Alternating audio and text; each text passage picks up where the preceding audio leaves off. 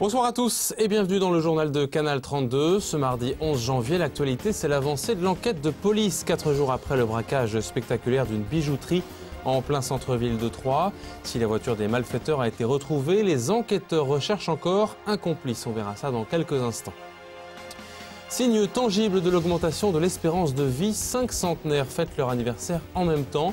Dans la résidence de la Moline, à Saint-Julien-les-Villas, ces femmes étaient à l'honneur. Hier, le soutien familial semble être leur meilleur atout de longévité. À Pont-Sainte-Marie, l'écoquartier du parc Le Bosset prend forme avec la première construction d'habitation. Une maison en bois entièrement assemblée par une famille de bricoleurs. Pas spécialement écolo, ils ont fait ce choix pour la rapidité et la facilité de construction. Reportage à suivre. Le braquage de la bijouterie rue Zola vendredi dernier est un événement qui restera dans les annales de la police troyenne. Et cet après-midi, le procureur de la République de Troyes, Alex Perrin, a souhaité faire le point sur l'enquête en cours. Pour l'instant, 2 des 3 hommes de la bande ont été arrêtés. L'un d'entre eux est blessé, hospitalisé à Nancy. La voiture retrouvée dès vendredi soir avait été volée à Chalon-sur-Saône. Alex Perrin, procureur de la République, revient sur cette affaire au micro de Marie Le Guillou. Là, on a maintenant une vision assez claire de la façon dont les choses se sont déroulées. On est donc sur ce vol à main armée, commis en bande organisée, et qu'il a été par une bande de garçons qui sont originaires, semble-t-il, de la vallée du Rhône, et qui sont montés donc sur le secteur de Troyes, après avoir préalablement dérobé un véhicule, avec armes d'ailleurs, hein, c'est ce qu'on appelle un carjacking, sur le secteur de Chalon-sur-Saône, avant de se rendre sur Troyes où ils ont commis ce vol à main armée, avec une assez forte détermination et puis un arsenal. On sait que ces garçons étaient armés, avec des armes qui, pour l'une d'entre elles d'ailleurs, est une arme de guerre. Des indications qu'ils nous fournissent actuellement indiquent que c'est quasiment fortuit, qu'ils n'auraient pas forcément et nécessairement cherché à venir sur Troyes, mais qui cherchaient simplement à cambrioler ou à commettre un vol à main armée dans une bijouterie ou un magasin où il y aurait des valeurs à dérober. On s'interroge tout de même. On s'interroge sur ce choix-là, venir de la vallée du Rhône, faire plusieurs centaines de kilomètres pour monter sur Troyes, ça nous interroge tout de même un petit peu. En bref, ce matin, les 54 salariés de l'entreprise Sodi Médical ont saisi le tribunal de grande instance de Troyes pour tenter d'empêcher la liquidation de leur société basée à Plancy-l'Abbaye. La direction veut fermer le site, vous le savez, depuis avril 2010. La décision du tribunal de commerce sur cette fermeture sera rendue dans une semaine, le mardi 18 janvier. Pour ceux qui en douteraient, l'augmentation de l'espérance de vie est une réalité, chez les femmes notamment, et l'aube n'est pas en reste. Exemple hier à la résidence de la Moline, à Saint-Julien-les-Villas, où 5 femmes centenaires ont soufflé en même temps leurs 100 bougies, 100 ans, 102 ans et 103 ans précisément. Elles sont nées à l'époque de la révolte des vignerons dans l'Aube et des crues mémorables de la Seine. Et aujourd'hui, elles suscitent l'admiration pour leur longévité. Anne-Noël Millet a assisté à leur anniversaire. Elles se nomment Raymonde, Simone, André, Georgette et Paulette et ont 103, 101 et les 3 plus jeunes 100 ans. Hier, à la résidence de la Moline, leurs anniversaires ont été fêtés. Pour Raymonde, la doyenne, le secret de sa longévité, c'est pour beaucoup le travail. Née en 1907 à Saint-Julien-les-Villas, elle perd rapidement sa mère et se retrouve avec un père blessé de guerre. Sans enfant, toujours en bonne santé, elle a été marchande de poissons aux Halles des décennies durant. Moi, je ne crois pas que j'ai 104 ans, je ne peux pas le croire. Quand on vient au monde, on pense vivre vieux, on pense faire une bonne vie pour travailler, vivre modestement, travailler, prendre le temps comme il vient, se reposer quand il le faut et jamais faire d'excès, en rien du tout. Et toujours faire du bien, ne faire jamais de fausses notes. Si Raymonde prône la mesure en tout, elle reconnaît en revanche que l'excès d'amour et d'affection la soutient quotidiennement. C'est grâce à l'entourage de mes neveux et de mes nièces qui vont toujours bien aider. Et je suis ici dans une maison où on est entouré parfaitement, gentiment, qu'on a tout ce qu'il nous faut. Une bonne maison, c'est ce que représente la résidence de la Moline, où les 5 centenaires font partie des 46 résidents. Ça représente 5 personnes qui ont eu des vies différentes et qui nous ont apporté, qui nous apportent toujours leurs souvenirs, leur savoir-vivre, une certaine philosophie aussi de la vie. Et puis elles nous apportent oui, aussi de l'espoir, hein, qu'on peut vivre longtemps et en relative bonne forme, quoi. Malgré leurs existences tout à fait différentes, les 5 femmes qui ont passé le cap des 100 ans ont malgré tout quelques points communs. Ce qui peut les unir, c'est une forte personnalité, du caractère, des vies qui ont été, où il y a eu des événements forts qu'elles ont pu surmonter.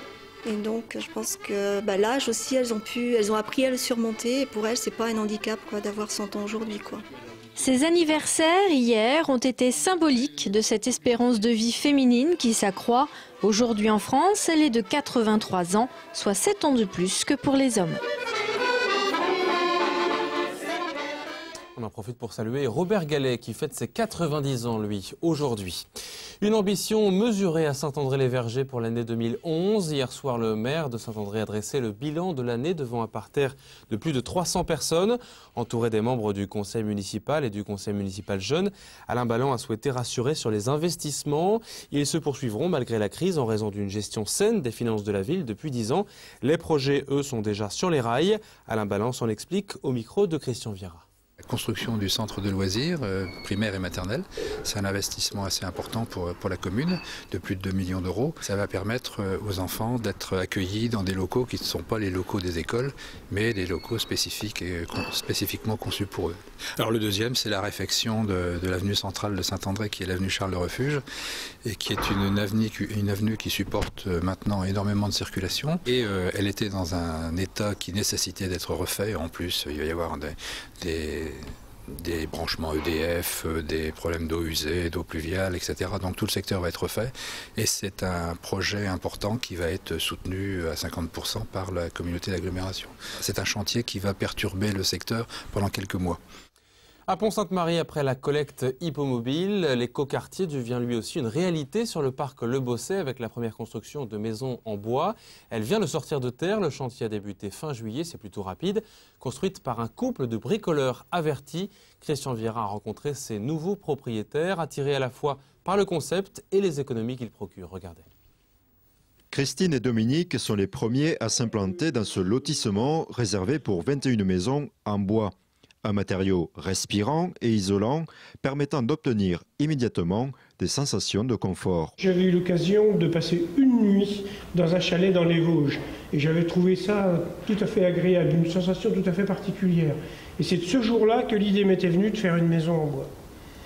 Et donc je concrétise en quelque sorte un rêve. Nous avons visité une maison en bois qui nous a paru très confortable. Et puis donc il y avait un radiateur au centre d'une pièce et donc la chaleur nous a semblé vraiment très douce. Comme ici, les constructions bois sont souvent proposées en kit. Celui-ci vient de Finlande. Les propriétaires ont pu économiser 50 000 € grâce à l'autoconstruction. 6 semaines ont suffi à monter les murs et la structure du toit.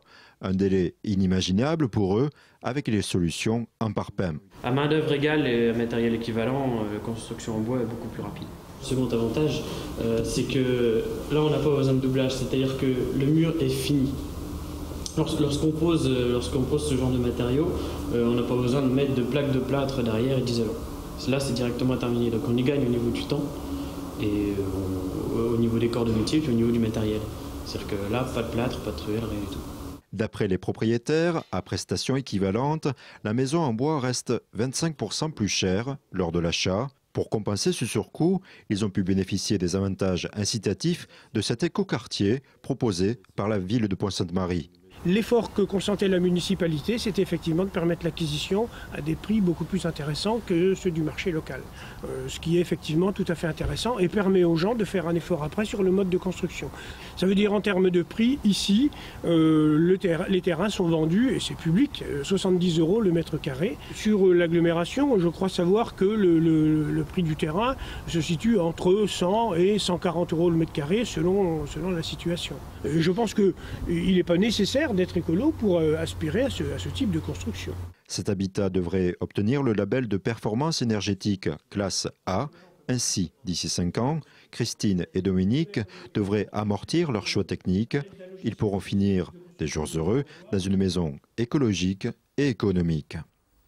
À Troyes, en attendant de voir les transformations du centre-ville et pour éviter de s'y perdre dans les travaux cette année, un point info-travaux vient d'être mis en place. Un bâtiment, vous le voyez, est préfabriqué, on ne peut plus visible, situé devant les Halles, en bas de la rue de Gaulle.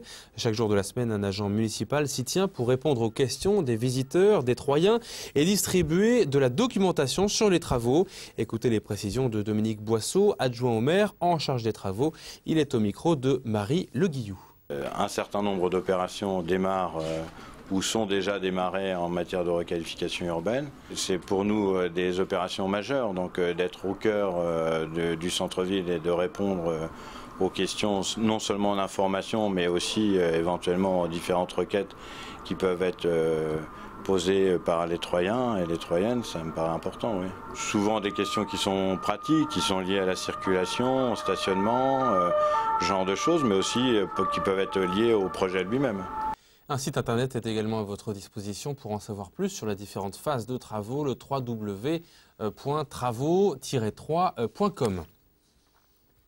Du football pour terminer ce journal, finalement la signature du contrat pro avec l'Estac a été reportée à jeudi pour Benjamin Psaume, milieu de terrain en provenance d'Arles-Avignon, âgé de 25 ans. On en parlera donc jeudi.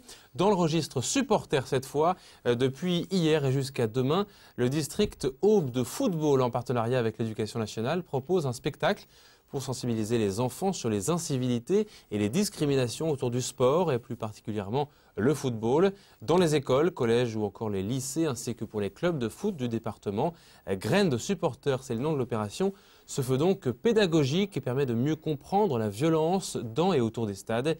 Écoutez les précisions de Jean-Louis Favaudon de la Fédération française de foot. Il est interrogé par David Mutel.